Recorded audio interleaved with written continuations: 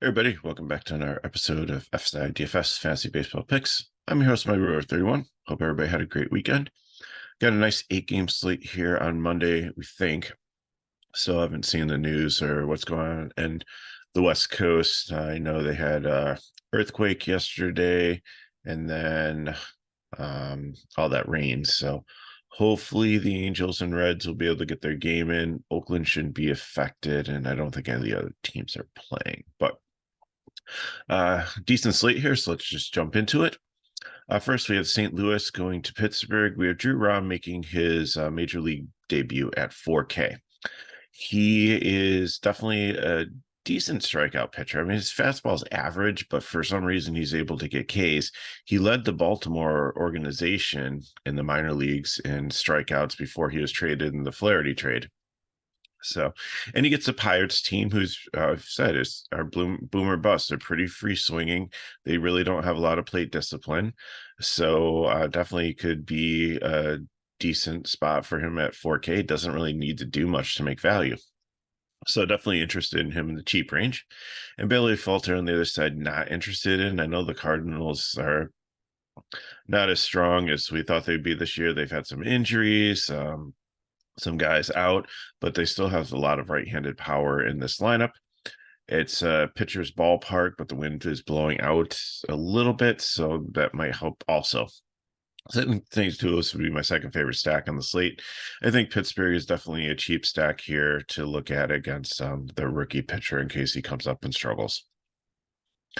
Mets and Braves, Peterson and Winans. Peterson, I'm not interested in. I think, the Braves are definitely the best offense in baseball, even though, they did lose Albies and he's like out rehabbing, doesn't look too bad. Hopefully his hamstring should be good, should be back in lineup. Harris was out yesterday, but reports are he should be back. There's I believe fouled off a ball off his foot or whatever.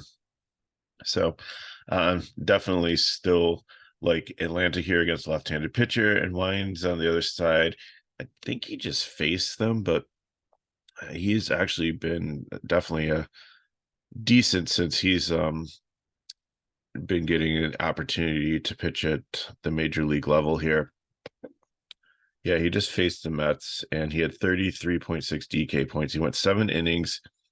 He only allowed 4 hits, no runs, 2 walks, and 9 Ks. So you can make the argument, okay, well, they've just seen him, so they'll do better this time. If you look at the situation with the guy who just recently against Washington threw a no-hitter and then faced them again and wasn't as good, I don't think this is the case. So I think Wine is definitely solidly in play here and probably my favorite guy in the medium range against a Mets team that it has been struggling recently and with the season. So the Mets, I think, could just be a GPP and Atlanta's top stack on the slate. No surprise.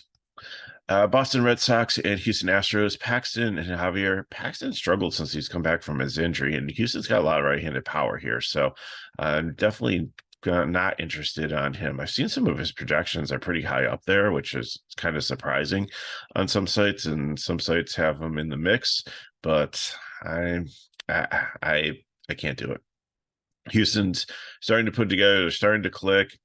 It's just like many of these teams that just kind of sleepwalk through the season and then towards the end turn it on into the playoffs. You see it in NBA, sometimes see it in football, and sometimes you see it in baseball. And I think this is the case where they're getting healthy, things are coming together, and they're going to be dangerous as usual in the playoffs. Javier on the other side, he's struggled too, just hasn't had the Ks, but he's against a lot of lefties in this lineup, but some of them are banged up also. I think Duran hurt his toe. Cassis has been out with, I believe, has had some tooth issues. So we'll have to see who actually is in the lineup, but I think I prefer a couple other guys with more upside in this price range here. And but I don't think he's completely out of play. And if you land on him as your last guy in a GPP, I'm fine. I don't think I'd be playing him in cash. Bat wise, I think Boston would definitely be I have him as a leverage stack before I like really dove into Javier's matchup against them, because I thought he would be popular, and but I think Boston's in play here as a GPP with like their left-handed bats, depending on who's healthy and who's in there. And then Houston, definitely like them. They're my favorite GPP stack here uh, against Paxton, which if he does have ownership, they could be the leverage stack, and Boston could be the GPP. Just kind of flip flop them on the sheet here, but it doesn't really matter. I'm interested in bats on both sides here. Pretty nice total of the game, a total of 9. So keep an eye on that one. Seattle Mariners and Chicago White Sox coming off of Coors Field. Luis Castillo and Toussaint. Castillo, definitely a great matchup here for him. Probably a top pitcher on the slate if you can get up to him with the bats. And Toussaint on the other side, I don't mind him. I know Seattle has been putting up some runs recently, and I know Julio Rodriguez is finally clicking and has been hitting out of his mind. I think he set a record for the most runs for the Mariners in a 4-game series recently. Like last series, I mean, if you think about it, A-Rod was on that team, Griffey was on that team, Eduardo Rodriguez, like you've had some really good Mariners through the course of history. For him to do that, that's he's up among elite company. So that's super impressive. But I think Toussaint, there's still some strikeouts, and even if he gives up a home run to Julio Rodriguez, he still could probably definitely make value and have a good day. So both pitchers in play here. Seattle, I think, is my 4th favorite stack against Toussaint in case he does end up struggling a bit and Seattle does stay hot. And the White Sox are just going to be probably the worst leverage stack on, because Castillo's a really good pitcher. They're just coming off a course, so their timing, I mean, it's a lot different hitting the ball there in that thin air and then coming back and readjusting. Wind's blowing across the field here, so it's not blowing out or anything. So probably not going to have many White Sox today, or if any.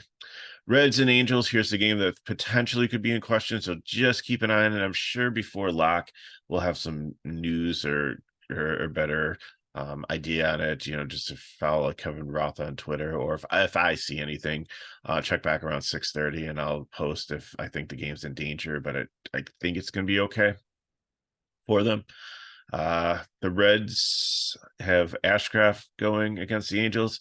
Besides Ohtani, I mean, they have some left-handers here. They brought up Sholin, I'm sorry, I can't pronounce names. Nolan Schanuel, a lefty leading off here. He's got a lot of potential. Moustakas is cheap.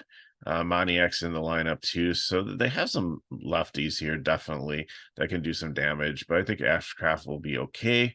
I think between he and Javier are the low end of the mid-range. Even he's expensive though. He's 8.5, so he's almost like just out of the high range. So I don't know. I think he's just a GPP play. Giolito, I think, is definitely probably the second favorite here. The Reds, even though they were super hot like before the All-Star break, they've cooled off a little bit. I know they've had flashes in the pan every so often recently, and the potential for this lineup to go off is there. The wind is blowing out about 8 miles per hour, 73 degrees. But when you get to these West Coast stadiums, the wind's kind of neutralized by the way the stadiums are built. So the ball doesn't carry like it does in Fenway or the Yankee Stadium or Chicago or things like that. So Cincinnati Reds, I think, are leverage against Giolito, and I think the Angels would probably just be a GPP stack. I'd stick to probably the lefties. It'd probably better a 3-man stack than a full 5. Next up, we have the Royals and the A's. Tucker Davidson, I've seen other names here. I don't care who it is. I'm not playing them even at the Athletics. There's better values on the slate, especially Davidson being 7-1 if he is the pitcher. There's so many other guys, Toussaint, Wines, Blackburn on the other side of this. There are much better plays here for that. And Blackburn, definitely like him against the Royals. Even though the Royals have had some solid games recently, Blackburn's been solid.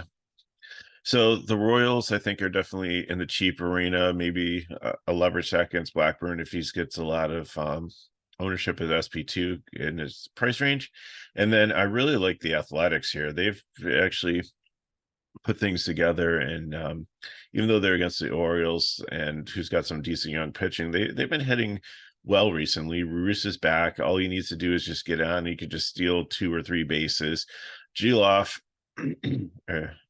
Geoff, their second baseman, third baseman, I think on FanDuel here. He's like really expensive, but again, a righty against a lefty here. If the starter is a lefty, Rooker actually had a home run yesterday. He's been decent. Kemp's okay, lefty and lefty, especially if it's going to be a bullpen game, because I think a righty's coming in after him. Just keep in mind that Noda might be back also, and he's a really good player and decently priced on both sites, so he definitely can help your lineup work. So lots of nice pieces that I like on the A's today to give you some value in your lineups. Next up, we have the Rangers and Diamondbacks, Jordan Montgomery and Slade Ciccone. Jordan Montgomery's had some good games recently. The Diamondbacks have been slumping, so I think he's interesting in a GPP. But I don't know. Diamondbacks are another one of those teams that can just really put it together. Although, like the makeup of this team has really changed because they've called up Buddy Kennedy. They have Kyle Lewis starting to, and they're playing.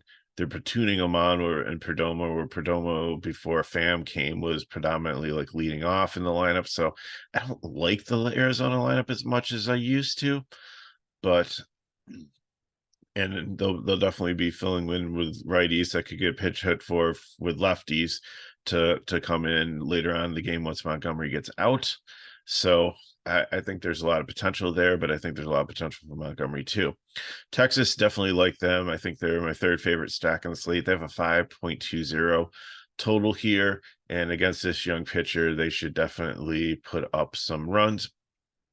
And then Arizona, definitely as a leverage stack against Montgomery, probably the favorite one. I don't know why there's an L on there. It should be A-R-I.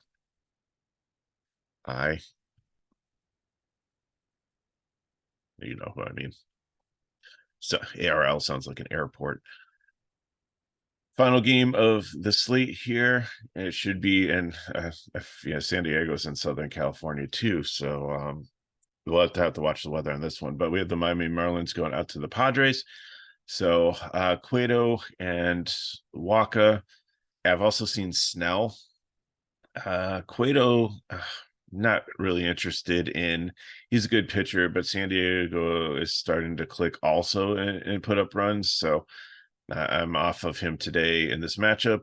And then I've seen Waka. I've seen Snell. If it's Waka, I like him a little bit better than Snell, if he's in, I think I'm going to fade because Miami's actually quietly really good against left-handed pitching. So just keep that in mind. Bat-wise, Miami, I have them as a cheap because they're really not that bad. I mean, their Solar's like 5K, but Bell and some of the Burger and some of the other pieces here, especially De La Cruz, if you're looking at them against a lefty and Snell, are really good value. If they're against the righty, then I really don't have as much interest in them, even though Walk has been a little bit reverse blitzy through his career. And then San Diego, I think, is my second favorite GPP stack behind Houston. Probably definitely could put up some runs on Cueto, but again, check out come back here at like 6:30, check out the our Discord and stuff or not, well, that too, but like Kevin Roth on Twitter to see if there's any mention of this game being in danger because of the rain and the hurricane that they experienced in California. So looking at the builds here, probably been looking at them all video long, but anyways, it helps when I explain them. I'll let you pick who your SP1 is. I might go with Wyans here to be able to get up to some Braves, but if you want to get Castillo or Giolito or Walker, Montgomery in there too. I think Castillo, Giolito would be the two that I'd focus on mostly in cash, but Blackburn's going to be my SP two here. So Soderstrom or punt catcher, Noda if he's in, I think I'll take a shot on him. He actually had a couple home runs rehabbing in AAA. It was a jaw injury from like being hit by a pitch, so it wasn't that like his arms are fine, his legs are fine. He should be ready to go when they bring him up. And no concerns there. Second and third base, I'll let you figure out, but there should be some value on the Braves. Like Grissom has been called back up. You think he's like minimum price or like only like he's like low 2Ks there, or Lopez, whoever's like playing at the bottom of the lineup, and then Acuna, and I like Ruiz, but if you need to go a little bit cheaper in Oakland to make this work, like Seth Brown or Rooker or somebody, then I'm fine with that. On FanDuel, I'm going to go Giolito as my SP1 there. If you want to get up to Castillo, I'm fine with that. If you want to go down a little bit, I'm okay with that also. But I'm going to go Olsen. Geloff is just so expensive. So if you don't want to take him, that's fine. Then you could definitely get up to Castillo. Grissom, Ruiz, Acuna. I'm going to see how the A's lineup rolls out and who the actually what the KC pitcher situation is, and then I'm going to fill in the Braves. But those are the two guys I'm going with, or two stacks I'm going with, and then I'll probably adjust my pitcher accordingly. If I have more money, I'll go up. If I need a little bit more money, I'll go down. I'm not locked in on the pitcher. It's going to be between Castillo, Giolito, Winans. Trusan, I think, is a little bit risky, or in Blackburn, I think you've got a lot of guys in play there. I would not play Rom on FanDuel. You don't need to go that low, but Rom will be my SP2 as in GPP. And here's another great place to put like probably one of these medium range pitchers, Wine Interessant, Javier Ashcraft. And I'm going to go with Houston and St. Louis as my GPP stacks. Really like the situation both are in, but Texas and Seattle can also be filled in here as one of the two teams. There's a lot of potential for runs between Texas, Seattle, Houston, even San Diego, and St. Louis. So, between those five teams, I think I'm going to be mixing and matching and definitely building a lot of decent GPP. But St. Louis and Houston is my favorite one out of them. Same thing. I'm going to take Winans and then Goldie, or you can go Baker here in FanDuel also. Altuve, Arenado, Alvarez, and Tucker should be back in. On DK, you can only get one of them unless you take Baker.